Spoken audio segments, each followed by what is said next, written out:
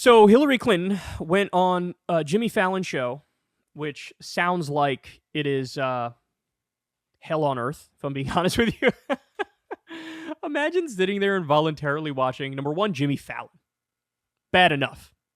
But number two, Hillary Clinton on Jimmy Fallon. This has got to be the least honest and open and authentic conversation of all time. So Jimmy asks a question here that Hillary treats like it's a softball down the center of the plate. And listen to what she says. Biden versus Trump. Yes, we know that. It is. It is. What do you say to voters who are upset that those are the two choices? Get over yourself. Those are the two choices. Yeah, love that. Right? And good. you know, it's kind of like one is old and effective and compassionate, has a heart, and really cares about people. And one is old and has been charged with 91 felonies. Yeah, okay. I mean... Okay, interesting.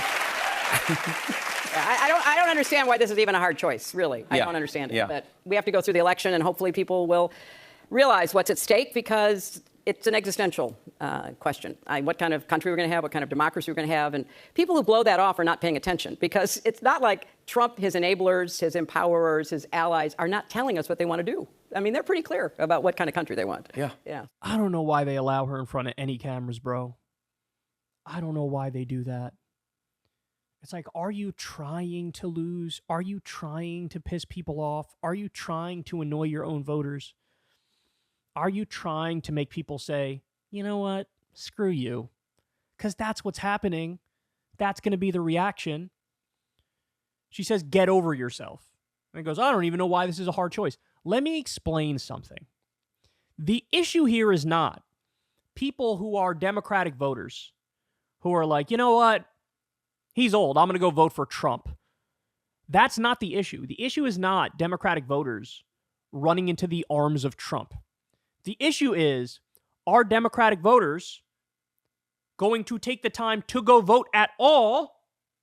Or are they potentially going to vote for Cornel West or Jill Stein? The real question here is not a Biden versus Trump question. The real question is, are they going to stay home or are they going to vote third party? That's the real question. So you go, when she says, I don't know why this is a difficult choice. Well, it's a difficult choice because it's not the binary that you're making it out to be. Now, yes, either Trump or Biden is going to win. That's a fact. But the way people look at their options is Trump, Biden, stay home, Jill Stein, RFK, Cornel West, and potentially a libertarian candidate. That's how people look at it. Now, you can scream from the rooftops all you want, like, well, the other choices are not legitimate, they have no chance. Even if I grant you that, that doesn't mean all these voters who are on the fence are going to agree with that. They don't agree with that.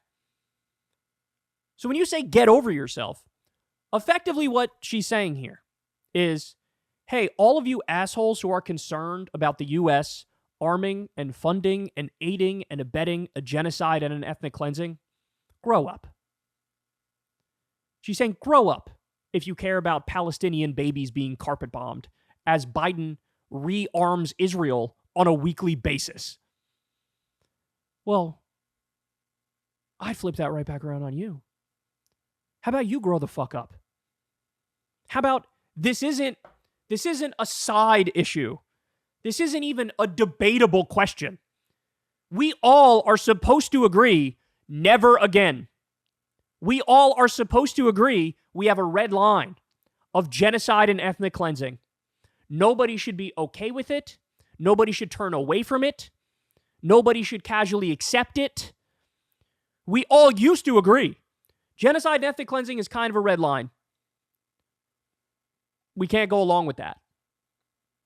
But instead, she has the nerve to smugly and arrogantly tell people who are concerned about that, get over yourself. Us get over ourselves? You get over yourself. Every time you're in public, you're either smearing young Democratic voters or finger wagging at them or doing some sour grapes bullshit over the fact that you lost in 2016. Every time you're in public, it's some bitter-ass revenge tour where you're out there whining and moaning about losing in 2016. You get over it. You grow up. You mature. In fact, I'm pretty sure the mature position is to be against ethnic cleansing and genocide. and try to do everything you possibly can in your power to stop an ethnic cleansing and genocide. That's why all these voters are voting uncommitted. They're trying to send a message in the primary, hey, you fucking asshole, you're going to lose if you keep aiding and abetting the massacre of Palestinians in Gaza. So it's not just a moral and an ethical thing, which it is, but it's also a strategic and tactical thing. That not only are you wrong on the substance of it and the policy of it, you're wrong on the politics of it.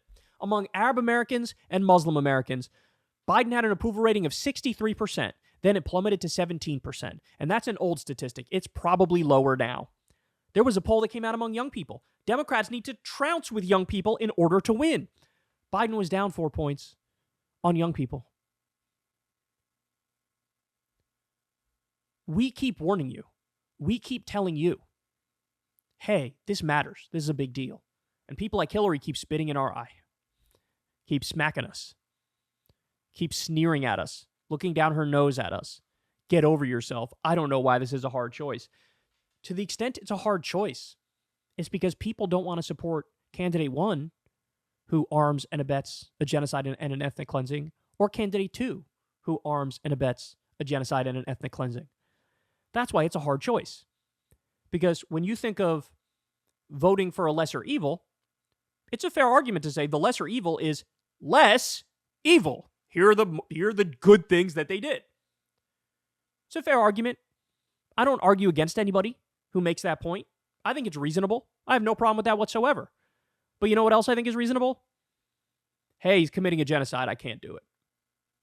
So I'm either going to stay home or I'm going to vote third party because that's the only way I'll be able to look in the fucking mirror the next day. I can't sign off on this because think of how we'll be judged historically, right? So it's just like it reminds me of the John Fetterman clip when he went on CNN and he told Jake Tapper, like, I don't even understand how anybody could disagree with me on Israel. I don't even understand it. I can't wrap my mind around it. And it's like, if you are not willing to give us the bare minimum charitable interpretation, steel manning our argument, understanding where we're coming from, and you just smugly and glibly and nonchalantly act like, you have less than no point and never did and never will, and actually you're a fucking idiot. Well then, what do you want me to do? Because what we can't digest is that others can't see our perspective even if they disagree. People disagree in the world. That's how it works. Everybody's made peace with that to one extent or another. But to pretend like you don't understand why this is difficult, would Hillary Clinton look somebody in the eyes who lives in Michigan and has 17 family members who died in Gaza, and they say, you know what, I can't vote for Joe Biden, would she look at them and say, get over yourself, grow up? Because she certainly makes it look like that is how she would react, because she's telling everybody else who's on the fence, might not vote. It's smug. And again, it's like she's trying to lose. There isn't a strategic or tactical bone in this woman's body. It is all like she's holier than thou. She's on the mountaintop. She's looking down from her ivory tower, and she's barely going to give you peasants the time of day. Not going to explain herself. Not going to make an argument. Just gonna judge, right? It's just judginess all day. That somehow you're an evil person for being against genocide and ethnic cleansing, and the U.S. funding that and arming that. I just guys, I always try my best to steel man the other perspective, right? And when people don't give us that charitability, I really run out of patience. I do. And this is just a great example of it. And then you got Jimmy Fallon, this fucking numbnuts, with a single-digit IQ of a gnat. Yeah, I agree with that. Yeah. Mm-hmm.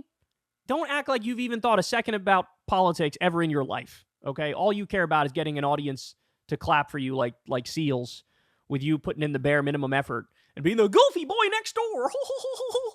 I also think genocide's okay, Hillary. Can I be in the club? Fuck off. God, I hate these people. Hey, y'all, do me a favor and like and subscribe. It helps out big time in the algorithm. Click the bell as well for notifications when videos drop. and watch that video on screen right now. You know you want to.